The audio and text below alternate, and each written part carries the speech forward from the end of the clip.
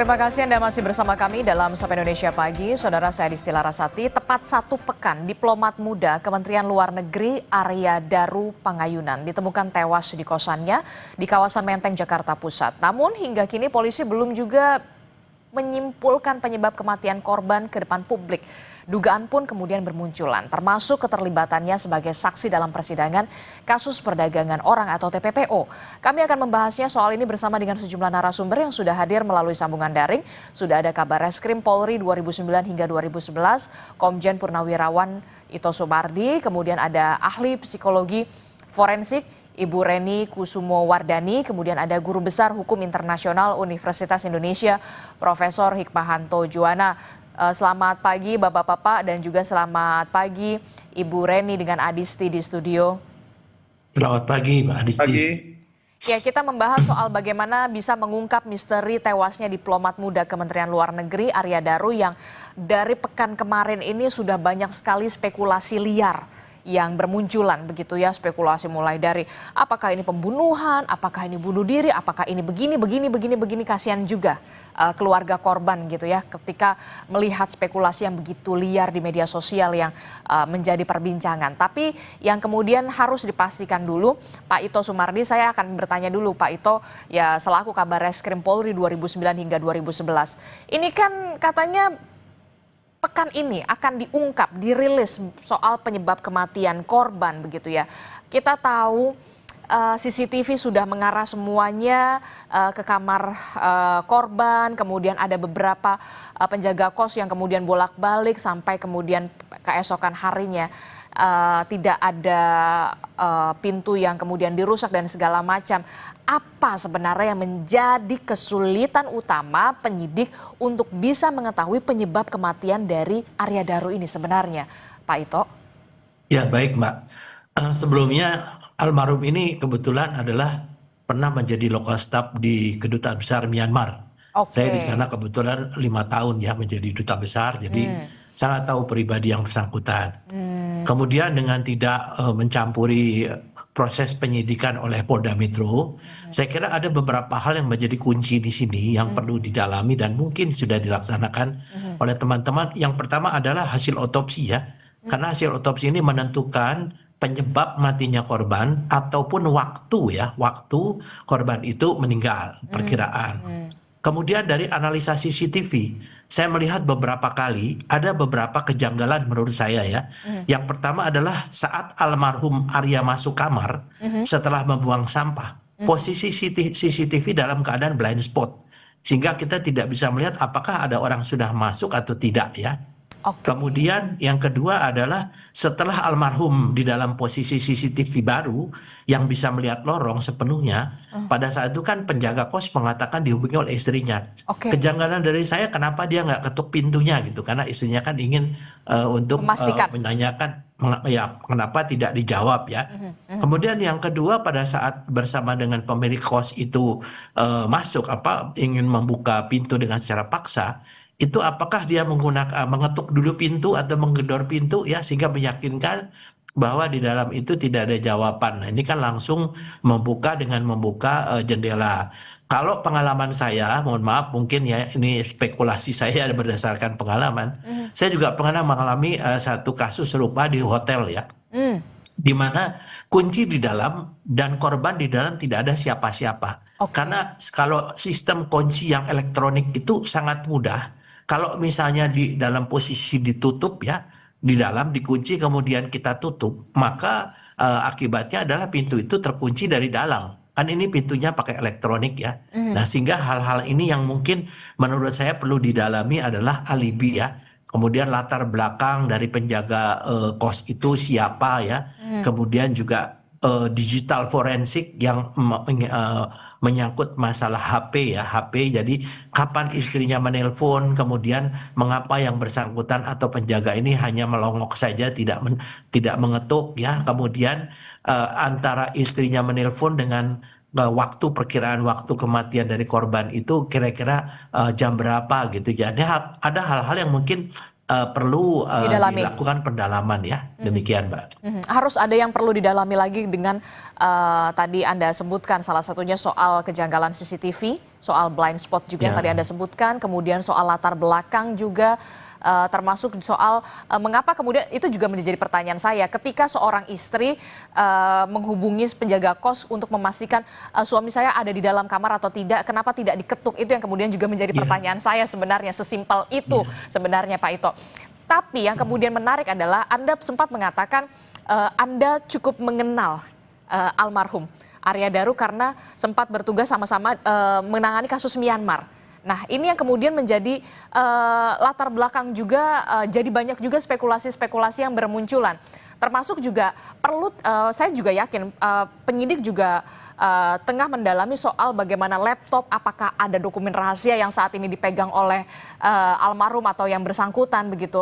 Apakah ini juga terus didalami dari penyelidikan atau penyelidikan ini? Iya, pasti Mbak. Kan penyidik ini pasti akan mendalami dari berbagai aspek ya, termasuk daripada tugas yang bersangkutan. Yang bersangkutan itu pada saat kami di Myanmar, itu baru mendapatkan promosi untuk mengikuti pendidikan untuk diplomat ya. Tadinya adalah sebagai lokal staf biasa. Kemudian yang kedua, saya pun pernah menangani ya beberapa kali kasus TPPO ya, TPPO.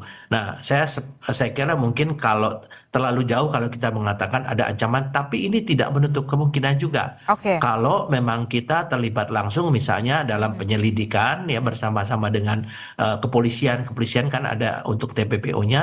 Kemudian juga mungkin kalau menyangkut jaringan kita nggak tahu ya. Tapi bagi saya kita sekarang harus mendalami di sekitar TKP saja. Jadi satu tadi posisi CCTV. Kemudian yang kedua alasan kenapa orang ini yang dititipkan oleh istrinya untuk ditanyakan kenapa tidak mengetuk pintu ya. Kemudian blind spot ya. Kalau memang betul blind spot itu kalau logika saya kalau memang ada orang ingin melakukan kejahatan dia bisa masuk dulu pada saat Daru ini almarhum membuang sampah misalnya kan. Kalau sudah di dalam misalnya ini terjadi sesuatu pembunuhan bisa saja dia keluar menutup pintu dan otomatis terkunci di dalam. Tapi ada kemungkinan lain yang tadi disampaikan tidak menutup kemungkinan lain. Apakah yang bersangkutan ini memang sengaja suicide ya atau bunuh diri? Tentunya ini harus didalami oleh Ibu Reni ya untuk masalah psikologi forensik ya. Kita harus lihat latar belakang psikologi yang bersangkutan juga dan juga didalami dari laptop dari komunikasi ya aliran komunikasi selama ini dengan siapa saja. Ini saya sangat yakin bahwa teman-teman dari Cybercrime Polda Metro mereka juga bekerja keras. Mudah-mudahan kita bisa mendapatkan kesimpulan dalam waktu dekat. Demikian, Pak. Oke, ini perlu didalami karena banyak juga spekulasi liar yang kemudian bermunculan di media sosial. Tapi yang kemudian menjadi pertanyaan saya adalah sesulit apa kemudian kasus ini bisa diungkap oleh penyidik polisi? Ya, karena kalau di dalam pengungkapan satu kasus dikenal dengan teori segitiga pembuktian, Mbak ya. Oke. Kasus yang mudah itu kalau ada korban, kalau ada tersangka, ada barang bukti selesai itu. Tetapi kalau hanya korban, kemudian tersangka juga belum jelas, kemudian barang bukti juga tidak ada. Nah, ini sangat memerlukan adanya satu penyelidikan atau pengungkapan dengan menggunakan pendekatan ilmiah atau scientific crime investigation yang dilakukan sekarang. Itu saja bedanya, Mbak. Oke, saya ke Bu Reni. Bu Reni, kalau melihat dari sisi psikologi forensik begitu ya, sebelum akhirnya ditemukan tewas keesokan paginya, kemudian sang istri merasa kok rasa-rasanya tidak seperti biasanya sampai seorang istri ini bisa dikatakan menelpon 3 kali sesuai dengan ungkapan dari polisi begitu, menelpon 3 kali kepada penjaga kos untuk memastikan sang suami berada di dalam kamarnya dalam keadaan aman begitu. Tapi kemudian yang jadi pertanyaan adalah mengapa penjaga kos hanya mondar-mandir begitu ya, tidak mengetuk untuk memastikan. Ini yang kemudian harus didalami lagi soal ini. Dari kacamata Anda, Bu Reni, apa yang bisa Anda utarakan dari ini? Bu Reni, maaf belum dibuka audionya. Oh, maaf. Oke, Ya, silakan. baik. tentunya kita tidak bisa terbatas pada fakta-fakta yang ada di luaran, demikian. Jadi ini bisa mengakibatkan kita terjebak pada jumping to conclusion ya. Oke. Dalam perspektif psikologi forensik, sekalipun misalnya dipastikan bahwa ini adalah bunuh diri atau ini adalah pembunuhan, tentu perlu dilihat latar belakang atau motivasi seseorang, hingga kalau dia bunuh diri, kenapa kok dia melakukan bunuh diri? Kalau ini pembunuhan, kenapa kok dia sampai melakukan tindakan atau dibunuh begitu ya. Dan kemudian di sini perlu dilakukan penyelidikan lebih lanjut untuk menentukan psychological cause of death dan psychological manner of death-nya, untuk memahami aspek psikologis yang terkait dengan kematian korban. Nah, psychological cause of death ini merujuk pada latar belakang dari faktor psikologis yang menyebabkan kematian seseorang, seperti misalkan ada atau tidaknya gangguan mental. Apakah korban memiliki gangguan mental tertentu seperti depresi yang mendalam, atau mungkin bahkan skizofrenia atau gangguan di dalam kepribadiannya. Kita juga perlu melihat stres yang terjadi. Apakah korban sedang mengalami stres yang berat sebelum kematiannya, dan stresor sebuah stres itu bisa berasal dari eksternal maupun dari internal dirinya. Nah, Tapi kalau dari kita lihat secara sekilas, kita tidak bisa secara sekilas begitu ketika kita melihat almarhum begitu ya, sebelum akhirnya ditemukan tewas di kamarnya, kita melihat sempat buang sampah, kemudian sempat berbicara juga, berkomunikasi melalui handphone begitu ya. Ada tidak tanda-tanda kemudian ada kecemasan di sana atau kekhawatiran di sana, rasa was-was di sana dari visual yang kita bisa saksikan bersama di CCTV yang sudah ramai beredar di media sosial? ya, kalau saya tidak melihat secara langsung barang buktinya ya, hanya dari televisi, itu memang tidak terlalu jelas bagaimana ekspresi dari korban. Jadi misalkan pun tidak terlihat kecemasan, seseorang itu bisa saja melakukan hal yang disebut sebagai masking emosi begitu ya. Jadi ada orang-orang bahkan di dalam situasi stres tertentu itu bisa menyembunyikan emosinya untuk tidak terlalu terlihat begitu. Itu sebagai salah satu bentuk defense mekanisme. Nah, sayangnya kita tidak bisa lihat secara persis untuk mengetahui dia dalam keadaan cemas atau tidak dari apa yang tertampil di CCTV yang beredar ya di televisi atau pemberitaan. Oke, termasuk juga soal penemuan jenazah korban begitu ya, yang dalam keadaan, mohon maaf sekali, dalam keadaan terlilit lakban begitu ya, tidak ada sidik jari dari polisi, tidak ada sidik jari sejauh ini selain sidik jari korban begitu, termasuk juga soal keadaan jenazah yang tertutup selimut. Apa yang bisa Anda baca dari sini? Iya, saya khawatir ini ada situasi internal dari korban yang mengakibatkan tindakannya melakukan hal tersebut. Tapi ini tadi ya, kita tidak boleh jumping to conclusion, karena stres, kalaupun dia stres itu bisa stresornya dari dalam diri sendiri, bisa juga dari luar diri sendiri. Maka di sini yang tadi saya sampaikan, psychological manner of death itu juga perlu untuk dilihat.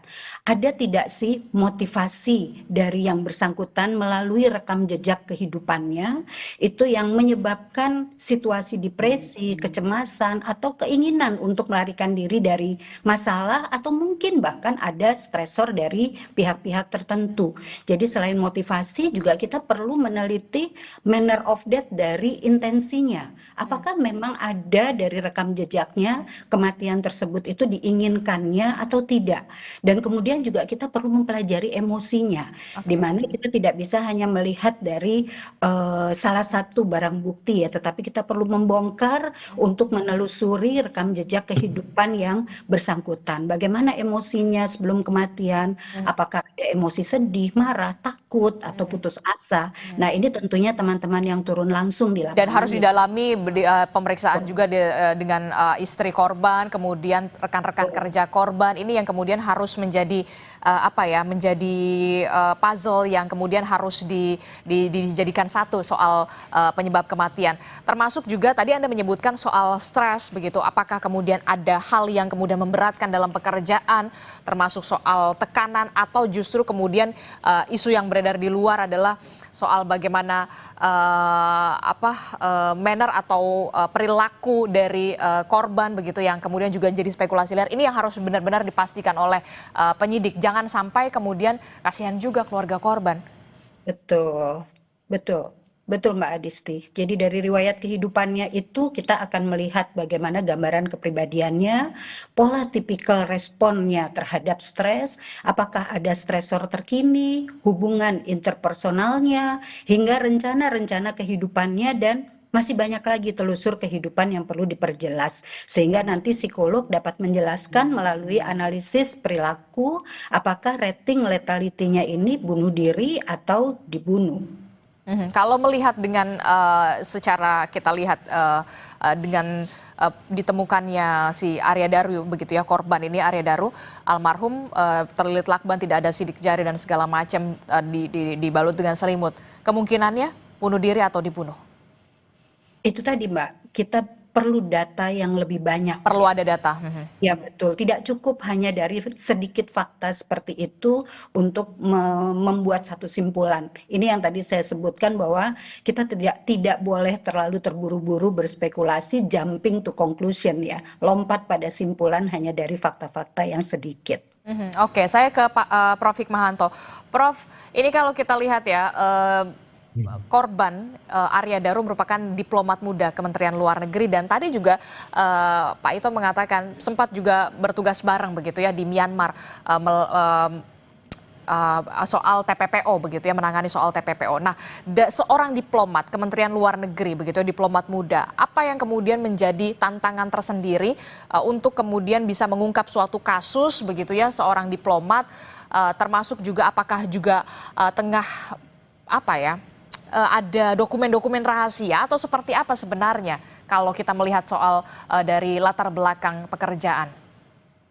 Ya, kalau kita lihat dari latar belakang pekerjaan, biasanya apakah yang bersangkutan di perwakilan ataupun di Kementerian Luar Negeri, khususnya di Direktorat Perlindungan Warga Negara Indonesia, itu mereka-mereka yang sebenarnya diplomat yang tidak pada umumnya. Karena diplomat seperti ini adalah diplomat yang punya passion, ya, passionnya itu adalah kemanusiaan.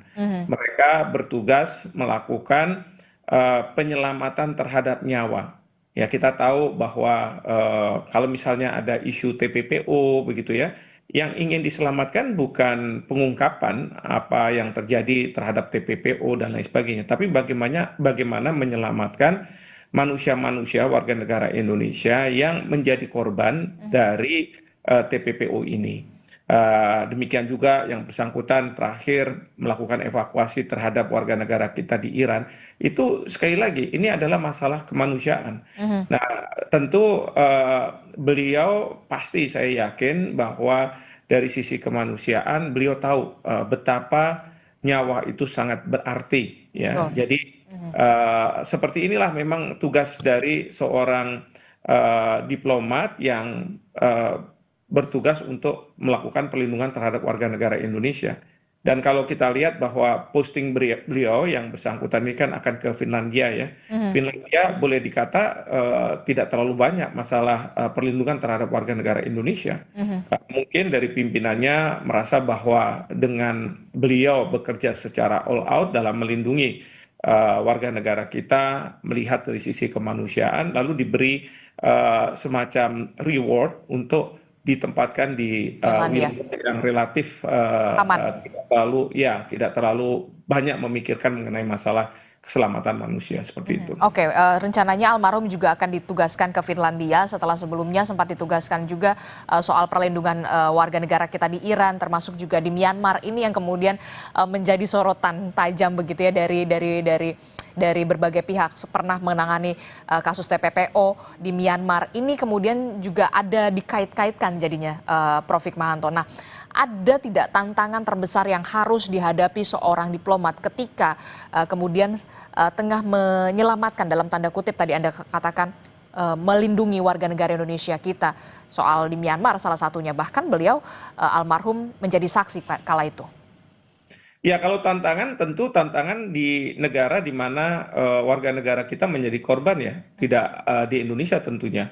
Jadi tantangan di sanalah yang menjadi apa namanya hal yang harus diatasi. Bagaimana menyelamatkan warga negara kita di luar negeri, ya mungkin juga tidak kondusif penyelamatannya, berlika-liku, ya bahkan juga harus mungkin berhubungan dengan warga setempat dan lain sebagainya. Jadi segala sesuatu itu terjadinya di luar negeri. Nah, kalau misalnya tadi dikatakan bersaksi, ya tentu seorang saksi itu kan adalah yang melihat langsung, mendengar, mungkin begitu.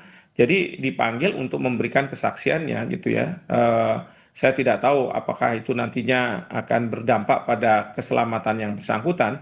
Bisa saja sih memang saksi ini dipanggil di Indonesia untuk menyampaikan apa yang dia lihat, dia dengar ya sendiri begitu. Nah, tapi sekali lagi tugas sebagai seorang diplomat itu yang berkaitan dengan masalah perlindungan itu adalah yang pasti adalah sisi kemanusiaan, ingin menyelamatkan setiap manusia warga negara Indonesia seperti itu. Prof, ini kan tadi Bu Reni sempat mengatakan soal stres, ini juga harus didalami begitu ya. Apakah yang bersangkutan dalam hal ini adalah korban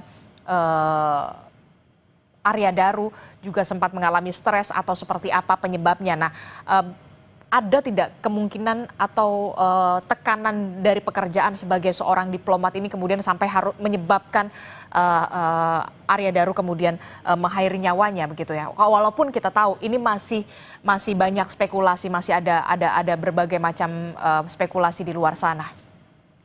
Ya, sebaiknya memang kita tunggu kalau misalnya berkaitan dengan almarhum ya. Karena menurut saya tidak pantas juga kalau saya memberikan spekulasi, menambah spekulasi. Tetapi sebagai seorang diplomat seperti tadi saya katakan, dan saya melihat track record dari almarhum, beliau ini concern sekali terhadap masalah kemanusiaan. Ya, jadi kalau misalnya di Direktorat Perlindungan Warga Negara Indonesia, kalau mereka yang tidak punya passion, itu biasanya tidak akan bertahan lama. Mereka akan minta untuk dipindah dan lain sebagainya. Tapi saya melihat bahwa almarhum beliau pernah bertugas di Myanmar, kemudian juga melakukan banyak kegiatan perlindungan. Kalau saya tidak salah juga di penempatan lain juga seperti itu. Jadi benar-benar beliau punya passion di situ. Jadi kalau kita punya kerja berdasarkan passion, tentu menurut saya ya tidak ada stres ya. Jadi kita melakukannya itu dengan senang hati. Justru kita merasa ada achievement kalau kita bisa berhasil untuk misalnya melakukan penyelamatan terhadap warga negara.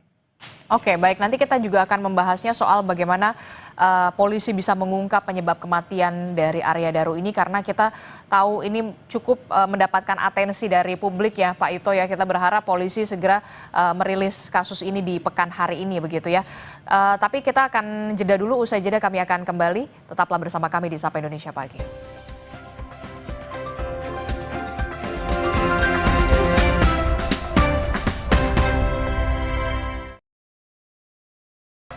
Terima kasih Anda masih bersama kami dalam Sapa Indonesia Pagi. Saudara, kita masih membahas soal bagaimana mengungkap misteri kematian dari diplomat muda Kementerian Luar Negeri Arya Daru yang ditemukan tewas di kamar indekosnya. Dan polisi sendiri menargetkan akan merilis soal penyebab kematian korban ini di pekan ini. Kita masih membahasnya bersama dengan Pak Ito Sumardi, kemudian ada Prof. Hikmahanto Juwana, kemudian juga ada Bu Reni. Saya ke Pak Ito. Pak Ito, ini harus didalami oleh penyidik begitu ya, karena banyak sekali isu liar yang kemudian harus dibuktikan tentu saja soal bagaimana soal ada tidaknya soal kasus pembunuhan atau bunuh diri atau bahkan soal penyimpangan. Ini yang kemudian sebenarnya saya tidak mau terlalu mendalami soal itu karena menghargai perasaan dari keluarga korban pastinya, Pak Ito. Tapi yang kemudian harus diselidiki adalah dokumen apa yang kemudian tengah dipegang oleh Arya Daru, termasuk soal laptop yang saat ini juga sudah diselidiki oleh penyidik, termasuk juga komunikasi terakhir bersama sang istri. Inilah yang kemudian harus sebenarnya digali dan diungkap. Ya, Ito. baik Mbak. Pertama, mungkin perlu saya luruskan bahwa almarhum adalah local staff dulu di KBRI Myanmar Lokal dan staff. mendapatkan promosi untuk sekolah diplomat dan kalau tidak salah menjadi saksi di kasus di Jepang ya, TPPO di Jepang. Nah, kalau pertanyaan tadi kita melihat dari dua perspektif ya. Yang satu perspektif kalau memang betul adanya ancaman. Ini pasti sudah menjadi masukan bagi para penyidik ya dengan mematikan GPS, kemudian juga emailnya ditutup dan lain sebagainya. Nah ini tentunya perlu didalami kapan, kemudian apakah ini sangat dekat dengan waktu kejadian pembunuhan dan ini juga perlu nanti didalami kepada istri yang bersangkutan ya. Nah, dan kalau untuk masalah perspektif psikologinya, ini tentunya Ibu Reni yang lebih tepat untuk menjelaskan. Tapi kalau dari perspektif ancaman terhadap yang bersangkutan, saya bisa-bisa saja ya, bisa-bisa saja. Oleh karena itu, di sini sangat penting untuk menelusuri jejak pembicaraan ya, jejak digital pembicaraan yang bersangkutan, baik melalui handphone ataupun melalui email ya, ataupun fasilitas lain yang bisa berkomunikasi dengan yang bersangkutan. Ini sangat penting ya. Mungkin kita ambil beberapa waktu yang agak jauh, 1 bulan atau bagaimana, dan kepada teman-teman almarhum juga tentunya perlu ada satu keterangan ya, permintaan keterangan bagaimana pribadi almarhum menjelang terjadinya kasus tersebut. Nah ini kalau dari perspektif untuk pengungkapan kasus dari kepolisian demikian, Pak. Oke. Kalau kita melihat dari yang sudah beredar di media sosial dari mulai CCTV, kemudian penemuan jenazah begitu, ini mengarah ke pembunuhan kah? Kalau mengarah pembunuhan kah ini cukup rapih begitu ya, cukup bersih, cukup clear, atau kemudian bunuh diri? Ya, berbagai isu yang muncul di publik itu menurut saya oleh penyidik itu juga dijadikan petunjuk, Pak. Karena kan kita lebih wide ya, lebih lebih luas, komprehensif melihatnya. Penyidik juga tentunya juga memerlukan satu masukan-masukan ya untuk bisa dia lakukan apa namanya penyidikan di lapangan. Kalau untuk menentukan apakah ini pembunuhan atau bunuh diri, saya kira ini memang saat ini mungkin beberapa kesimpulan sudah mengerucut ya, mengerucut yang nanti akan disampaikan mungkin oleh Polda Metro Jaya dalam waktu dekat. Ya, mudah-mudahan apa yang disampaikan ini betul-betul bisa didukung oleh suatu hasil yang betul-betul saintifik sehingga tidak ada lagi hal ini dispekulasikan di masyarakat atau mungkin dianggap polisi ini tidak serius, padahal polisi untuk masalah ini betul-betul harus sangat hati-hati dan harus betul-betul cermat ya membaca semua masukan daripada info. Saya juga sering berkomunikasi dengan Pak Ade ya, Kabid Humas Polda Metro Jaya, dan beliau juga akan menyampaikan kepada penyidik itu perspektif dari saya yang mungkin kebetulan saya punya pengalaman selama cukup lama di penyidikan dan pernah menangani kasus serupa di dua tempat saya bertugas, dan alhamdulillah kita bisa mengungkap apa yang terjadi, kemudian pelakunya juga bisa ditangkap, dan juga ada satu kasus yang memang kasus bunuh diri ya. Saya kira mungkin pengalaman saya ini bisa disampaikan kepada adik-adik yang sedang bertugas, dan mudah-mudahan mereka pun juga akan menindaklanjuti ya dengan berbagai uji coba di lapangan ya, uji coba baik dalam segi forensik ataupun dalam interview dan lain sebagainya. Demikian, Pak. Oke, saya ke Bu Reni. Bu Reni, ini yang kemudian harus benar-benar didalami begitu ya, komunikasi atau jejak digital yang dilakukan Arya Daru bersama istrinya, sampai seorang istri merasa khawatir sampai 3 kali menelpon penjaga kos begitu ya untuk bisa memastikan sang suami ini dalam keadaan tidak apa-apa di dalam kamar indekosnya. Ini yang kemudian harus didalami. Nah, rasa khawatir ini apa yang harus digali sebenarnya dari sang istri sampai menelpon 3 kali di kamar indekos yang setiap hari Arya Daru ini tidur begitu ya, berkegiatan begitu. Ini agak sedikit janggal kalau menurut saya. Iya, janggal atau tidak itu kan tentunya kita perlu mendalami ya. Di sini misalkan apakah biasanya komunikasi itu seperti apa? Jadi apakah memang biasa berkomunikasi dengan bolak-balik di telepon, tidak mengangkat sehingga mengakibatkan kekhawatiran, atau ini sesuatu yang tidak biasa begitu.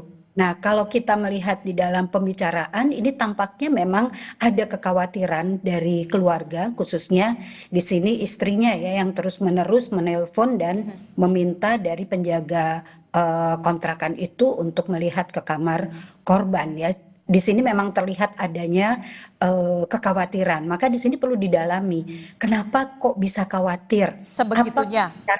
Betul, dan apa pembicaraan terakhir yang dilakukan oleh korban? Apakah ada informasi-informasi tertentu? Nah, ini sangat penting untuk kemudian digali demikian untuk menentukan pada akhirnya nanti. Oke, berarti Anda melihat ada peluang ada yang tidak biasa nih sampai seorang istri kemudian menelpon penjaga kos sampai 3 kali untuk memastikan suaminya dalam keadaan aman di dalam kamar indekos. Ya, kalau melihat hanya di dalam 1 hari itu, tampaknya memang tidak biasa. Ada yang tidak biasa. Tapi biasa atau tidak itu kan ukurannya subjektif ya di sini. Jadi apakah memang biasa seperti itu begitu atau ini baru pertama kali? Kalau itu baru pertama kali berarti ini adalah sesuatu yang tidak biasa komunikasi yang dilakukan antara keluarga dengan korban pada malam hari itu. Oke, soal itu juga banyak juga spekulasi yang kemudian bermunculan di luar sana begitu ya, soal ini dibunuh atau kemudian bunuh diri atau kemudian ada penyimpangan lainnya. Ini juga masuk dalam hal yang harus didalami juga dari psikologi forensik menurut Anda, Bu Reni? Betul, karena tadi ya manner of death, Manner of death. Betul, latar belakang cara kematian dan latar belakang dari keputusan-keputusan, apa motivasinya, apa intensinya, apakah ada situasi psikologis lain yang tidak biasa, itu semuanya didalami di dalam proses otopsi psikologi. Jadi proses otopsi psikologis itu sebetulnya semua dugaan diangkat menjadi hipotesis yang kemudian perlu digali melalui tempat kejadian. Kita juga perlu melihat TKP-nya seperti apa, barang-barang korban seperti apa, apakah ada bukti tentang berbagai aktivitas di dalamnya termasuk misalkan aktivitas keseharian atau aktivitas khusus yang dilakukannya gitu ya. Jadi wawancara dengan saksi, orang-orang yang terkait dan betul-betul mengenal korban tentang kemungkinan apakah ada bukti-bukti perilaku yang mengarah pada dugaan-dugaan yang tadi dihipotesiskan. Jadi setelah itu pun data-data terkumpul masih akan ada pembuktian melalui analisis ilmiah, analisis konseptual terhadap telusur rekam jejak hidup dan berbagai barang-barang miliknya tadi termasuk jejak digital yang ditinggalkannya. Berapa lama Bu untuk bisa kemudian memperoleh hasil ini dari otopsi psikologi? Ya, sebetulnya kami sebagai psikolog itu tentunya inginnya semuanya bisa cepat. Betul. Namun kadang di lapangan itu hambatannya misalnya keluarga belum bisa secara lepas Terbuka. menyampaikan, ya betul, belum tentu bukan hanya terbuka, tetapi mungkin masih di dalam kedukaan yang mendalam sehingga kita perlu hati-hati pelan-pelan. Nah, ini juga mempengaruhi bagaimana waktu kami melakukan otopsi psikologis ini bisa cepat atau bisa lebih lambat seperti itu. Tapi kalau inginnya tentunya ingin cepat. Nah, ada satu satu moto di dalam pekerjaan kami melakukan otopsi psikologis itu sebetulnya kita bukan bekerja cepat, tetapi kita bekerja tepat seperti itu. Bukan bekerja cepat tapi kemudian bekerja tepat begitu ya. Iya. Ini menjadi tantangan, kemudian tidak hanya soal keterbukaan dari pihak keluarga, tapi juga suasana duka yang sampai saat ini masih dirasakan pastinya oleh keluarga. Inilah yang kemudian menjadi tantangan tersendiri untuk otopsi psikologi di sana ya, Bu Reni ya. Oke, saya ke Prof. Hikmahanto. Prof. Hikmahanto, apa sih sebenarnya bahaya yang kemudian ada di depan mata untuk bisa sampai mengancam keselamatan seorang diplomat? Ya, Yang pasti gini, seorang diplomat itu kan bukan human rights defender ya. Human Betul. rights defender itu biasanya sering berhadapan dengan pemerintah, bahkan juga berhadapan dengan berbagai pihak begitu ya. Tentu dia punya kerentanan. Tapi kalau sebagai seorang diplomat, sebenarnya tidak ada tanda kutip ya ancaman-ancaman dari negara lain terutama karena ya mereka memegang paspor diplomatik, lalu kemudian mereka juga tidak bersentuhan dengan pihak-pihak yang dianggap sebagai punya potensi untuk mengancam jiwa mereka. Hmm. Bahkan juga di Indonesia, terutama sekali yang tadi saya katakan, kalau kita bicara tentang perlindungan warga negara, Hmm. itu kalau misalnya mereka yang tidak punya rasa kemanusiaan yang tinggi itu tidak akan bertahan lama karena biasanya memang kalau jadi diplomat mungkin inginnya seperti yang dibayangkan James Bond gitu ya, kira-kira bekerjanya di negara-negara yang maju dan lain sebagainya. Tapi untuk mereka-mereka yang di perlindungan ini berbeda, ini sangat-sangat unik dan mereka sangat paham situasi dan mereka tidak mungkin ya mempunyai musuh di luar negeri karena kalau mereka mempunyai musuh itu akan menghambat pekerjaan mereka. Justru mereka harus berteman dan dengan pertemanan itu mereka akan bisa mengevakuasi warga negara kita yang punya masalah di luar negeri. Jadi seperti itu. Oke, saya ke Pak Ito. Pak Ito terakhir, Pak Ito, apa yang harus dicermati dari para penyidik untuk bisa menangani atau mengungkap kasus ini seperti Bu Reni dan kawan-kawan begitu soal otopsi psikologi, tidak hanya soal kecepatan tapi juga soal ketepatan. Ya, baik Mbak, karena saat ini kan yang dilakukan adalah penyidikan secara saintifik ya, sehingga di sini yang saya dengar teman-teman itu sudah menggunakan ahli-ahli forensik termasuk psikologi forensik dan tentunya dalam proses pengungkapannya bekerja secara simultan. Ya, oleh karena itu Pak Kapolda kan menyampaikan mudah-mudahan dalam sepekan dapat memberikan satu kesimpulan. Nah, di sini betul kata Bu Reni, selain tidak berdasarkan kecepatan, tapi ketepatan juga kecermatan. Nah, kecermatan ini tentunya diambil dari berbagai hasil penyidikan secara forensik, disatukan kemudian membuat satu kesimpulan. Sehingga saya setuju dengan Pak Yuda tadi, kebetulan teman saya Pak Direktur Pelindungan Warga Negara, kita jangan berspekulasi dulu. Betul. Namun kalaupun ada hal-hal yang disampaikan dengan kecurigaan-kecurigaan, tentunya kita harapkan bahwa teman-teman penyidik dapat juga menjadi satu petunjuk sehingga lebih lengkap daripada yang tadi disampaikan oleh Mbak, misalnya kenapa yang bersangkutan tidak mengetuk pintu. Nah, apakah dengan tidak mengetuk pintu dari waktu pertama jam 1 sampai jam 5 itu istrinya juga tidak meminta kembali untuk yang bersangkutan coba memastikan apakah ada atau tidak. Nah, ini tentunya akan menjadi pendalaman dari teman-teman penyidik di Polda Metro. Saya kira demikian, Pak. Oke, kita akan tunggu bagaimana hasil dari penyelidikan kasus ini soal penyebab kematian dari diplomat Kementerian Luar Negeri. Ada yang ingin ditambahkan singkat saja, Bu Reni, soal ini? Baik, psikologi forensik dapat menjadi bagian dari scientific based investigation. Jadi investigasi berbasis ilmiah dalam mengungkap misteri kematian dengan menganalisis riwayat perilaku korban untuk menentukan motif, pola perilaku, mengevaluasi kesehatan mental korban untuk menentukan apakah ada gangguan mental yang terkait dengan peristiwa ini, membantu dan dalam wawancara dengan saksi dan orang-orang yang terkait dengan korban untuk bisa mengumpulkan informasi yang relevan dan menganalisis bukti data lainnya untuk menyimpulkan penyebab kematian. Nah, tentunya di sini sekali lagi duka cita yang mendalam untuk keluarga yang ditinggalkan dan semoga spekulasi ini tidak terlalu berkembang jauh sambil kita menantikan bagaimana nanti simpulan dari pihak kepolisian. Oke, Prof. Hikmahanto, singkat saja.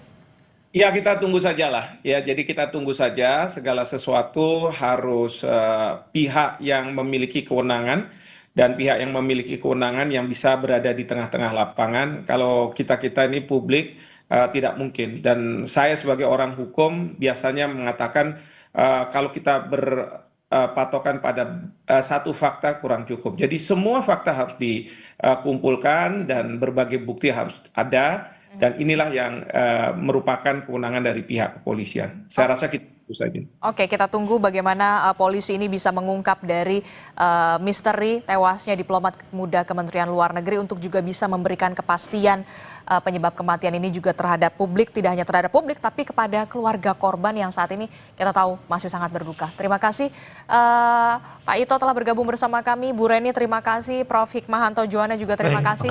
Assalamualaikum, selamat pagi Bapak-Bapak dan juga Ibu. Waalaikumsalam warahmatullahi wabarakatuh. Waalaikumsalam warahmatullahi wabarakatuh. Saudara penyidik Kejaksaan Agung akan kembali